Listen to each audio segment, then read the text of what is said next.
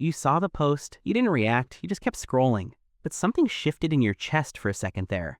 Not anger exactly, not sadness, something quieter and sharper than both. You put your phone face down and went back to whatever you were doing. Nobody saw it. You barely acknowledged it yourself. That's where silent jealousy lives, in the half second you don't let finish. It doesn't announce itself the way rage does or grief does. It arrives more like a temperature drop, slight, quick, unmistakable. Someone got the thing you wanted and didn't say you wanted.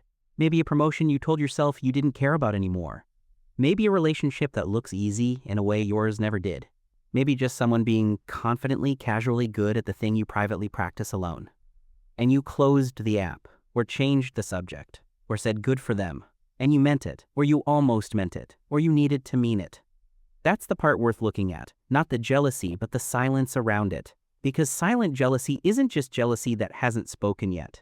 It's jealousy that has decided it isn't allowed to exist at all. And that decision costs more than most people realize. There's a specific kind of person who experiences this pattern most often. They're usually self-aware, often generous, privately competitive in ways they don't discuss. They have strong opinions about not being the kind of person who gets jealous. That identity of being above it, past it, too emotionally mature for it, that identity is exactly what makes the feeling so hard to process. Because if you're the kind of person who doesn't get jealous, then what do you call the thing you just felt when you saw that post? You call it nothing. You scroll, you make tea, you find something else to do. The behavior is ordinary, the suppression underneath it is not. What silent jealousy usually protects is something specific. A want you haven't fully admitted, even to yourself. It's not that you want what they have in the way a child wants a toy. It's that their success made visible something you've been quietly wanting for a long time. And wanting it feels dangerous. Wanting it means you could fail to get it. Wanting it means it matters, and if it matters, you're exposed. So instead, you compress the feeling into a small moment of tension, and then you organize your face, and move on, and call it nothing. The body doesn't always cooperate, though. Sometimes the jaw tightens slightly. Sometimes the posture shifts. Sometimes you become just a little quieter in the conversation where their name comes up. Not obviously, not in a way anyone would call you on, but enough that you notice it later, alone, and feel a little ashamed. That shame is actually its own separate layer in this pattern. Because now you're not just managing the jealousy, you're managing the shame of having felt it. And managing both at once, quietly, over a long time, is genuinely exhausting. Here's where the misconception usually sits with this particular pattern. Most people think jealousy means you want someone to fail, that you're rooting against them in some small, mean, private way. And sometimes that's there, but often it isn't, and that's what confuses people. You can feel genuinely happy for someone and still feel that quiet sting. Both things can exist in the same moment, in the same chest, without canceling each other out. That's not hypocrisy. That's just how wanting something works when you're complex. The problem isn't feeling both. The problem is deciding one of them isn't real. So you perform the happiness loudly and bury the sting completely. And the sting doesn't go anywhere, it just goes underground. It starts showing up in how you talk about that person when they're not there. Not cruelty, usually. More like a subtle deflation of their achievement. They got lucky. They had connections. The timing was right for them. All of which might even be partially true. That's what makes it so easy to believe. But notice what those explanations are doing beneath the surface. They're protecting the idea that if you had their circumstances, you'd have their result. Which means the wanting is still there, and now it has armor on. Silent jealousy with an explanation attached is harder to see and harder to release. Because now it has a logic. Now it has a reasonable argument. And you can sit with it for months, even years, under the comfortable label of being realistic. Meanwhile, you're checking their profile more than you'd admit to anyone. Not obsessively, just occasionally, just to see where they are now. And each time you do, you feel that temperature drop again, for a half second, and then you close it and go make tea and tell yourself you're over it. The loop is slow, that's why it's hard to catch. It's not a crisis. It's a slow, low-grade drain on something important. What it drains, over time, is your relationship to your own ambition. Because every time you suppress the wanting, you suppress the information inside the wanting.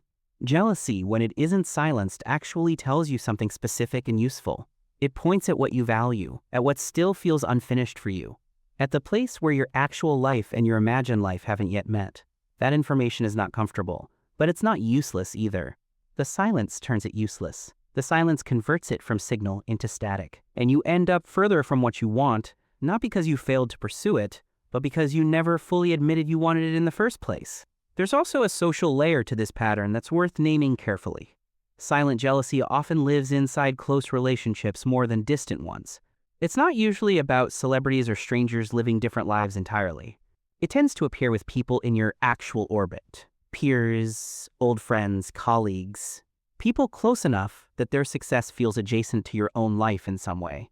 And that closeness is what makes it feel so disloyal to acknowledge the feeling at all. Because these are people you care about, people you want good things for, and caring about them is real, and the jealousy is also real. And holding both of those at once, without resolving them into something simpler, is the specific emotional work that most people avoid by going quiet. So what does it actually look like to stop going quiet about this? It doesn't mean confessing your jealousy to the person who triggered it. That's not the shift, that's just a different kind of performance. The shift is smaller and more private than that. It's sitting with the feeling for 10 seconds instead of immediately organizing it away. Not analyzing it, not fixing it, just letting it be a feeling that exists. Noticing what it's pointing at before you close the app or change the subject. Asking yourself, without judgment, what specifically about this bothers me?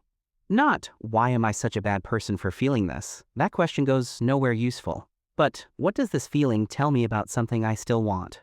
That question has actual information in it if you let it finish.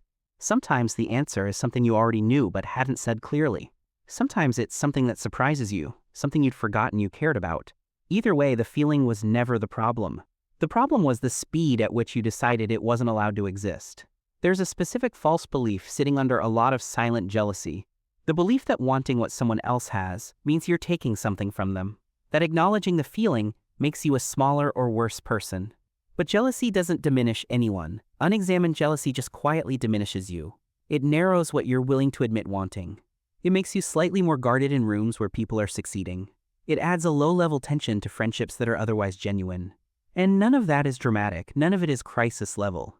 It's just a slow, quiet drift away from your own clarity. The cost isn't a single moment. It's an accumulation of compressed moments. Each one small, each one manageable, each one leaving something slightly unprocessed. And over time, that accumulation shapes how you carry yourself in the world. It shapes what you say you want, what you let yourself pursue, how honestly you can sit in a room where someone else is being celebrated.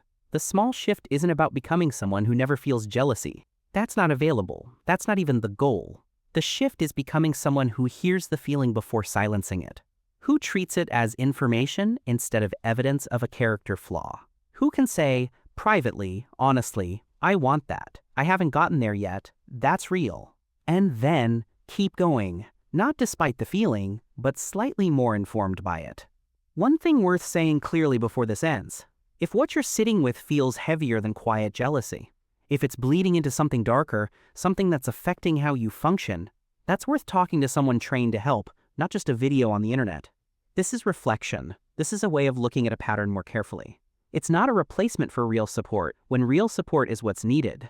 But if it's the quieter version, the half-second tension, the closed app, the suppressed want, then the work is mostly just learning to stay in the room with the feeling a little longer. Not to suffer in it, not to perform it, just to hear what it's actually saying. Because what it's usually saying is not, you're envious and that makes you bad. What it's usually saying is, you still want something, that something still matters. And that's not a confession, that's just where you actually are.